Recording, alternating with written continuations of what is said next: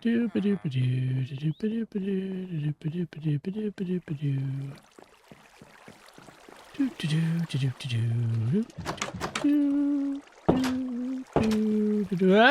jeez. Oh, my goodness. Oh, my goodness. Oh, my goodness. Oh, my goodness. Oh. Huh. Yeah.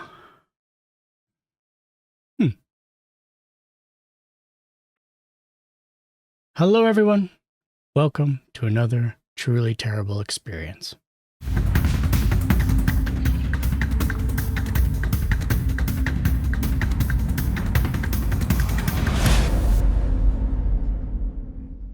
Oh, Mr. Beacon, you did your job very well.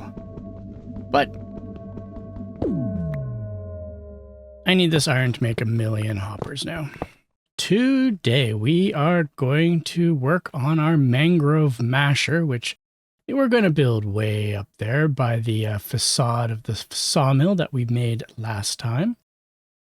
We spent quite a bit of time with our beacon digging out this massive cylinder of space, which is going to give us room for farms and future crafting platforms, which I'll explain more in a future episode. But for now, our first farm in here is definitely going to be the mangrove. As I was working my way down, I decided I would leave all the diamond blocks in place just to give you a cool perspective on their distribution in this cylinder area anyways. Not a lot on this wall, interestingly, but a lot over this direction. Also, we're going to replace the floor and make something I think that will look really cool. And yeah, I think we are going to start today getting these diamonds. And I think we'll use the fortune pickaxe to collect the actual diamonds. So let's get started on that.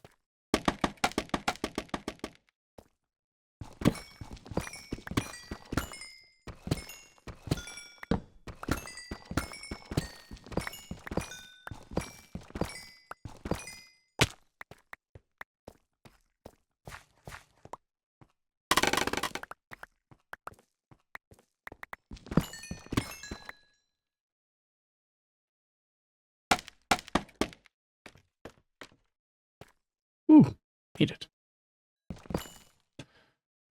Now how to get back?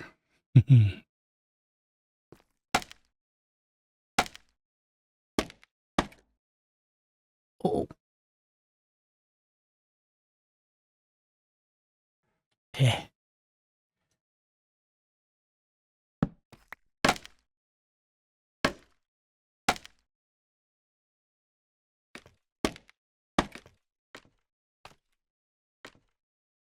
Eh. Phew.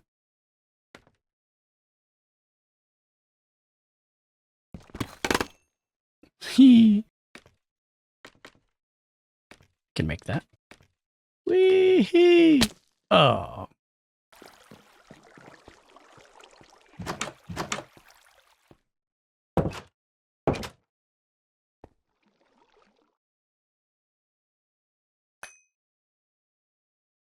I may have jumped a little too overzealously, I think.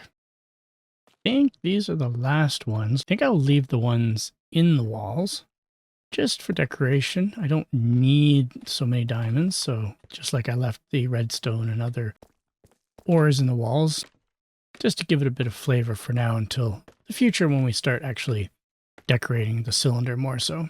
All right, that's not too shabby. We got, well, almost 3 stacks of diamonds from the cylinder. That's quite a lot of diamonds.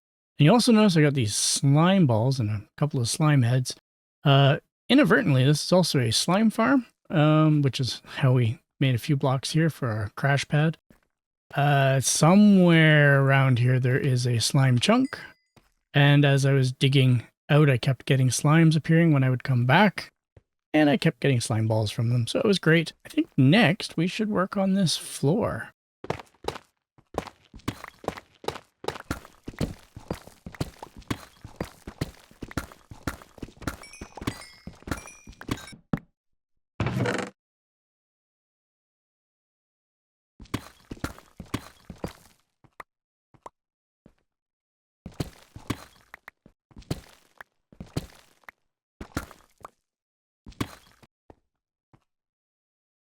Right, I think that's the second layer done. We'll get it put away. We need this many pieces of glass and that many buckets of lava. Oh boy. We are going to be traveling to the Nether quite a bit in this episode. And it's going to be dangerous. So, yeah, I believe fire protection, we should be okay that way. But still, this is going to be an interesting, risky journey.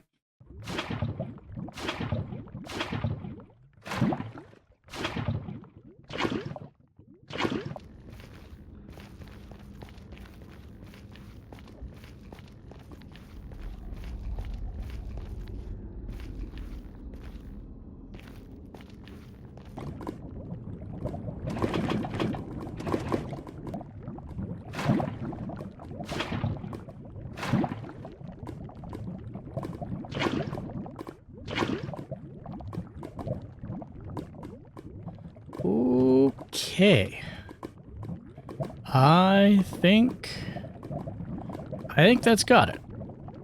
This is the world's most dangerous parkour course. And I gotta go up that ladder to get my glass. Carefully now. I'm 99% sure I've got every spot. There might be one missing, but we do have a few extra buckets. Okay, don't fall off the ladder. Yeah, that's a pretty scary sight, isn't it? Well, time to get my glass. Okay, so we're back with the glass. I have decided to go with red. I did a little test section of red, a little test section of orange, a little test section of yellow. Looked down on it, stood on it. The red's more interesting. It disappears more when you're higher up, but it does give the lava a bit more of a darkness to it. But when you're down at this level, the red really looks kind of cool. So let's make this place just a wee bit safer.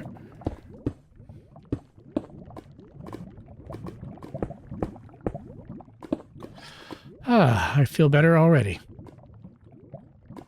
Just a few more blocks to go.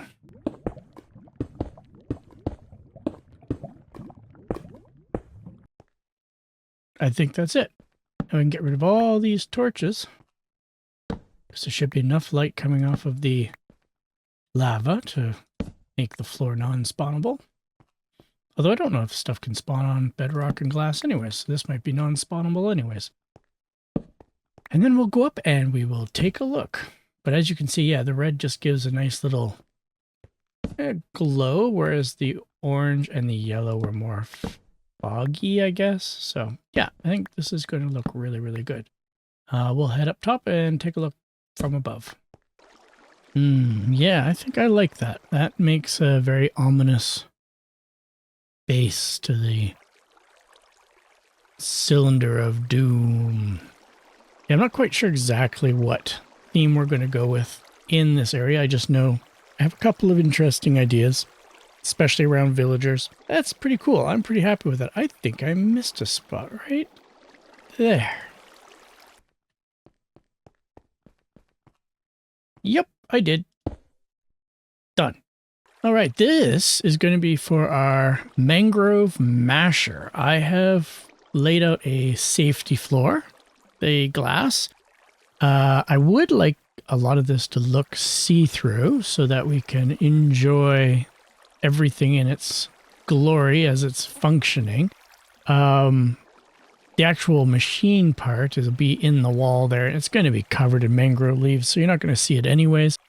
But watching the logs, this line of glass here, that is going to be the line of logs coming out of it until you get to this point here where the 6 pistons that are going to be here are going to shove the logs against the wall that we created here.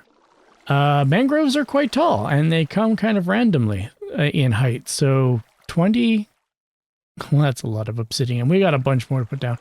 20 high is what we're aiming at. So there's going to be a machine that's 20 blocks high in the wall that's going to shove across this very special grass block. That is where we're going to plant the propagule. That is where it's going to grow. And that's where the logs are going to come out of. And then there's a couple of turny points, another turn point, one more turn point, and then it gets collected over here. So hopefully this, I guess I should have left the beacon in because I still have quite a bit of digging to do. Darn. But anyways, I think we've got the resources. We've got a bunch more obsidian. We got lots of pistons, a bunch of redstone. We're going to build it in this stuff. Yep. I kind of want it to look unique and interesting, and I think it's going to fit the theme ultimately that'll be in this cylinder. And it does mean that, I mean, I've got some. We'll probably have to harvest a bit more along the way, though. There is a crimson forest, as we saw, in the nether not too far away. So that's where I've been collecting some. And yep, I think might as well get started. Let's go. All right, quick progress update. We've dug our alcove. It's probably a few more blocks than we actually need. It will go to this back wall of the machine, but most of it's in the middle here, not, you know, in this area here. Although I don't think our portal and the corridor between our village and our farm is that far behind this wall. So we could always have stairs coming down here so we could easily access, because we'll be standing right beside this block here. So that would probably be a great idea. Yeah, so I got to make a torch tower here. I think I will start building out the piston pushers, and we'll come back when I've got those things done. Yeah, maybe I'll start with the redstone. We'll see. I'll let you know where we're at when I come back.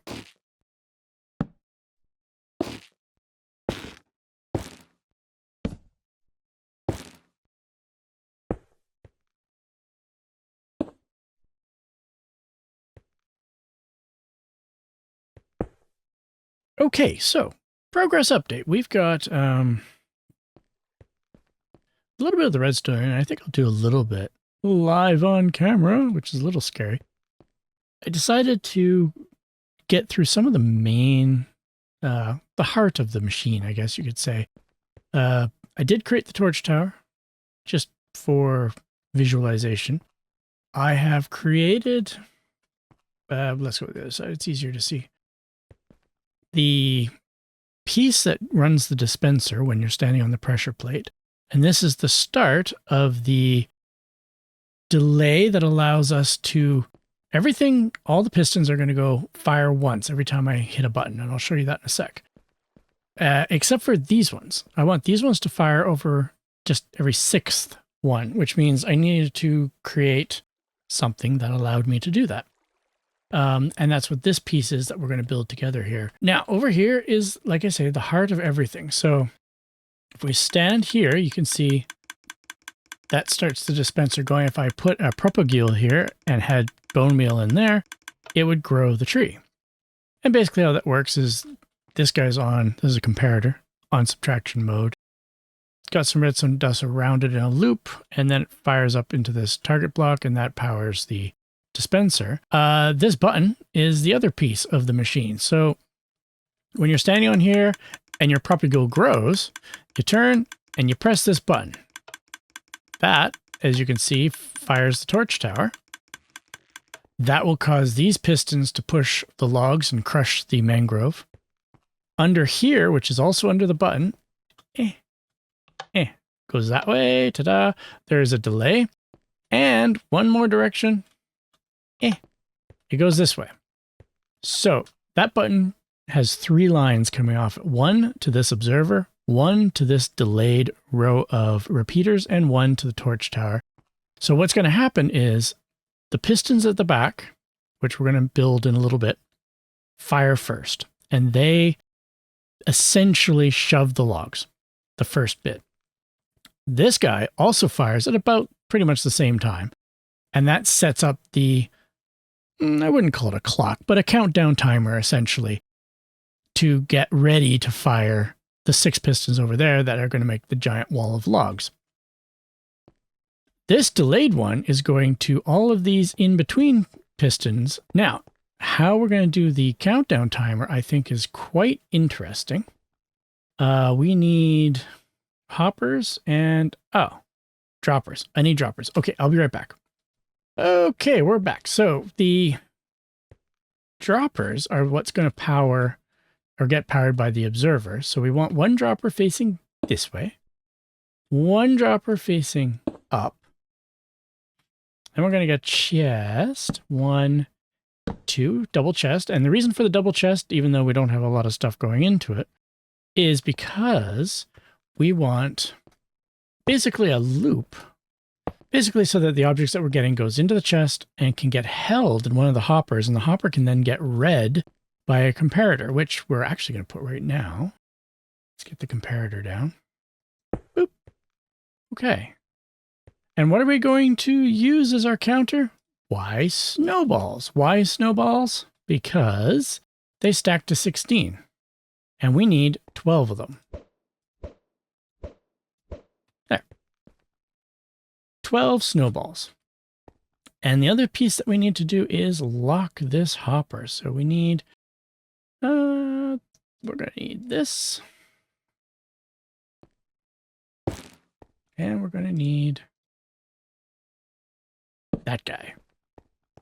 So now what we got set up here is every time we press that button, a snowball, when it powers on, will go into the chest. And when it powers off, another snowball will go to the chest. Therefore, 2 snowballs will be in the chest. They will fall into this hopper. The hopper will shove them into this hopper, but then they can't go anywhere. So they accumulate. Over here, we've got a comparator that is reading what's in that chest. And amazingly, if you get to 12 snowballs, because again, they stack to 16, not 64, this will read 3 redstone dust power. So let's do that real quick here. 1. Now we should go back over and we should see that there is in fact 2 snowballs. There you go. And there's nothing else in the rest of the system.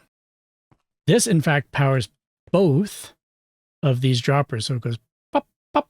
And at the same time, this one's going pop, pop. And so we'll do it again. 5. Okay, let's just stop there for 1 second. So now you can see we've got 2 redstone dust. The third one's not powered. We've got 10 snowballs because we've done 5 ka-chunks of our pistons, but we still haven't fired this one yet because the signal's going to come from this system here. So let's do the last one. 6. Fires this line. The observer sees it. We have our 12 snowballs in there. And we now have our third dust lit up over here. That then is going to start a little clock that we're going to have, a countdown timer, which will enable this torch here to turn off, allowing those to drain back into the starting position. And we'll send a signal over to the pistons here to fire, and that'll be on the 6th run. And so we will have reset this counter. We will have fired our pistons, but because there's a bit of time delay, we're going to have a couple of note blocks. One to say, boom, we're got our 6th, and doop, everything's reset back into this one. Because if you continue growing propagules while this is resetting, it's going to send the snowballs around and around and around and around, and nothing's going to happen, and you're going to get a big backup of logs, and it's going to be really messy. So, yeah.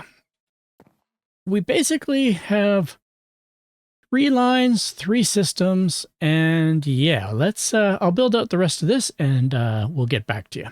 Okay, progress update. We have got a representative piston over here. That represents the wall of pistons we're eventually going to have over there. And the system is in place. And so if we press this button 6 times, and you can see we got a note block here. There's one in the wall over there.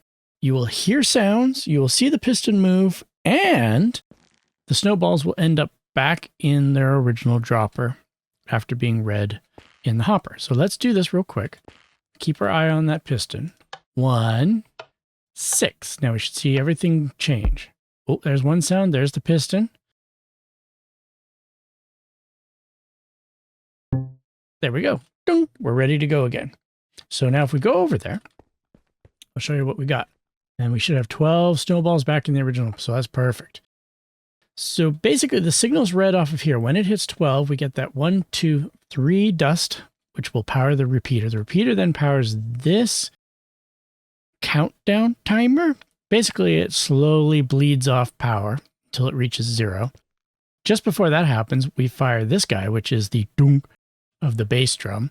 And that says, whoa, that's our 6th run. Give it a bit of time before you hear that dunk at the end and then continue on. Otherwise, you can really mess stuff up. The power comes off the slow burn down into the target block, which ultimately will activate the pistons. Yes, I know the piston's activated here, but we can invert that on the way over there. And so the pistons will be closed and they will extend and then they will retract. But for now, just proves that it's working. That then goes into another slow burn down clock that gives you a few more seconds and then a bunch more delay. The delay shuts off these 2 torches, allows the snowballs to drain back into the dropper. And when everything's off and these torches go back on, we get our sound from that note block, and this system here is ready to start again. I wonder if I can simulate that real quick. How fast can I be? 6. Run! Okay, so now you can see it's slow there, slowly powered down, and then it's done. And it's really important. We've got 2 tick delay here. We've got 4, 4, 4, and 4 over here. If any of these is 1 tick shorter, the 12 snowballs won't make it. It'll be 11 and the whole thing won't work. So yeah, the timing of all this needs to be perfect. I'm sure there's a bajillion people out there watching this going, but there's a much easier way to do this. And you're probably very correct. But this is how I came up with it. And I think there can be multiple solutions to every problem. And this is my solution. I did it all by myself, and I'm very proud of it. And it works perfectly. So the only thing now to do is to basically set up all the pistons, and then we'll get to the big double piston pusher. So yeah, we'll be back in a second.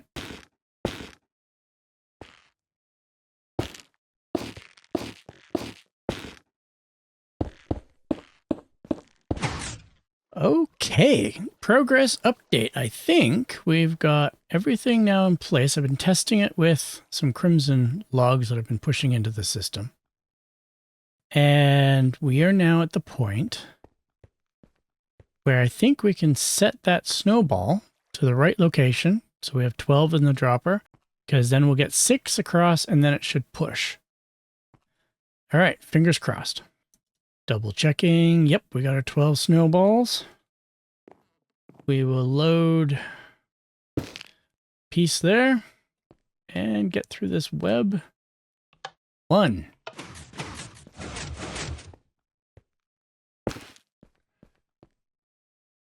2. Moment of truth. 6. Thump. And dook. There we go. So now we could continue if we wanted to. Now, if we go back over here. Look at that. Perfect. So now just imagine that it's like stacked way up. Well, intermittently anyways. So this part of the project is ready to go. We've just got the big old massive pusher in the back to do, and I think we will be finished. Alrighty then. We've got the double piston pusher built without much of the redstone. All this stuff in the bottom is the redstone. Torch tower will power all this. Let's just press the button so you can see what happens. Boop. There we go. And everything else goes behind me.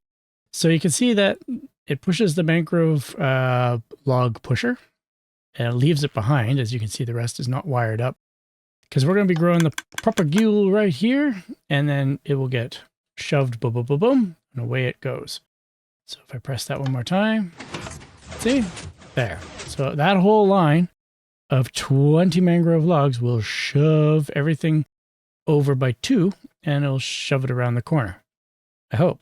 The power comes off that button, inverts all the torches.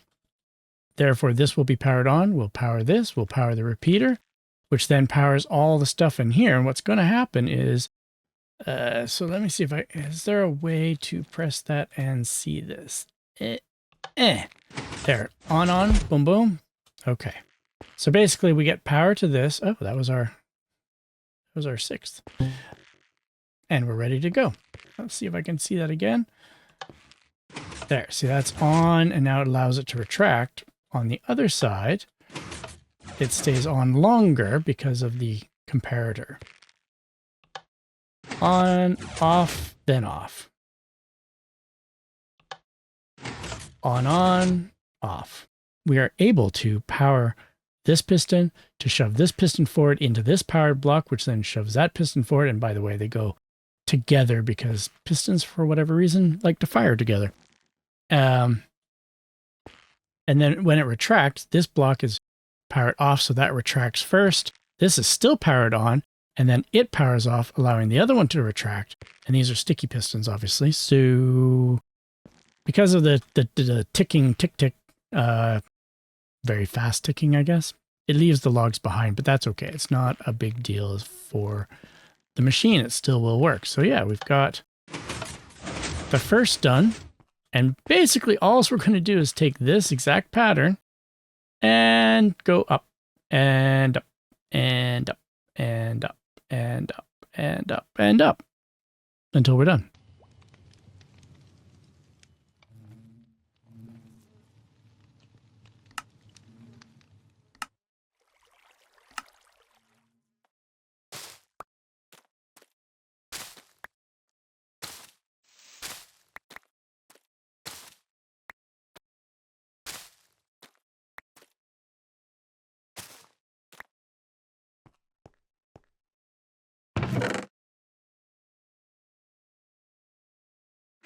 Okay, we have put in all the layers. I hope it's correct. I encased it in glass to protect the redstone from any intrusive blocks, whether it be mangrove stem or whether it be leaves or whatever. Hopefully this row here, I'm not sure if it's going to interfere.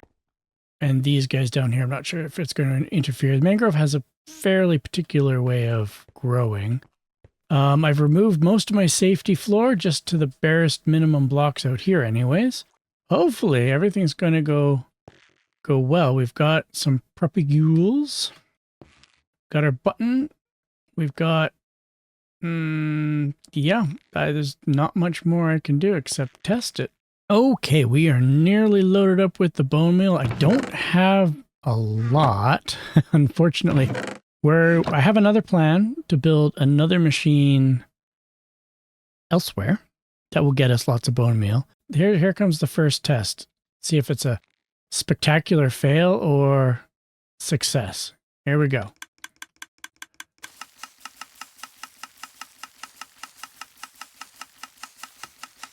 It is a spectacular fail. That's what that is. I have a feeling it's probably these glass panes. Let me just get rid of some of them and we will be right back. Okay. So after much troubleshooting, I determined that this little lovely tower of blocks was one block too close. It was interfering with the growing. So when I broke all those and left everything else, it grew. So I had to move these pistons over by 1. So hopefully, so all that moved over 1, all that moved over 1. Yeah, we'll see. We'll see. Proof's in the pudding, right? Here we go. Please work. Aha! There you go. So once we're done that, you're loud. You press the button, and away it goes. Do it again. Ah. Do it again. When the pitch changes, you know that it's time to press the button.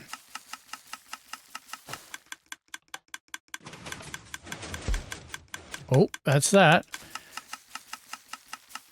Now we have to wait for the thing. And we're good to go again. Ow! This does happen from time to time.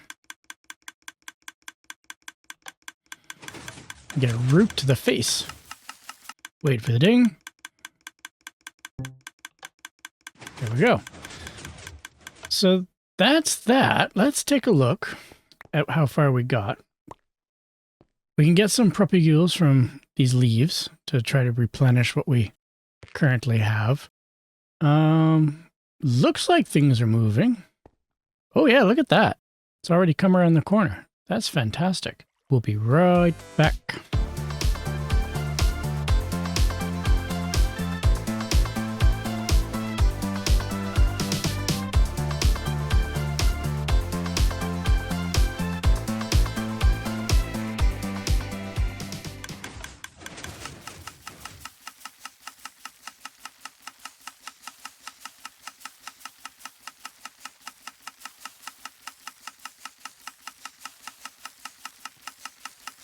All right, I was wondering whether the propagules that I had would run out first or the amount of... Ooh, that was close. Yikes. Or the amount of bone meal I have was going to run out. And turns out neither technically ran out. We've got a little bit left. That would do us another good stack in a bit. We have 29 propagules still to go. We've got all this wood. Look at all that wood. Wow.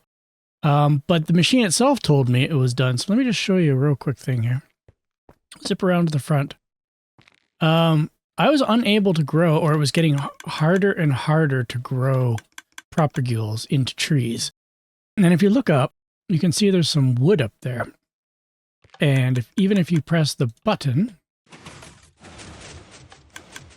it does not really clear out said wood. So the issue that we're having is oh, hello there. I have to deal with you, aren't I? Do I have arrows? I do have arrows. Yay! Is that other guy still up there? No, he must have got knocked off.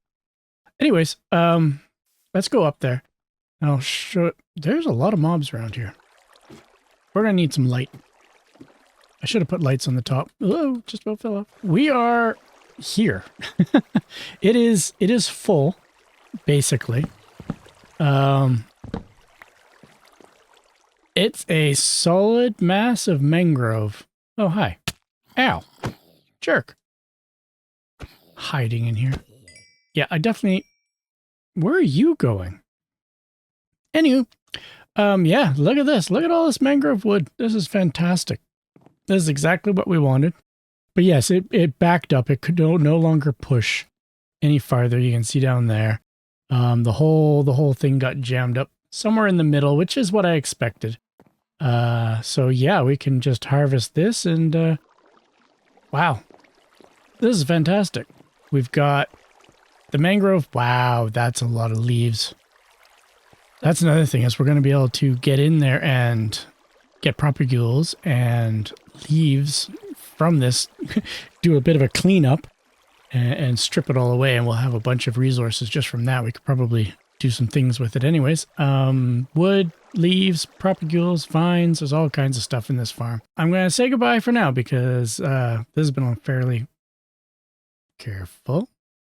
long episode, and I hope you learned a bit of redstone because I know I've learned a lot of redstone.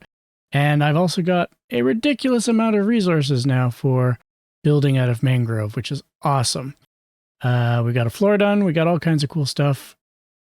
But for now, we will say goodbye, and I will see you again real soon. Bye-bye, everyone.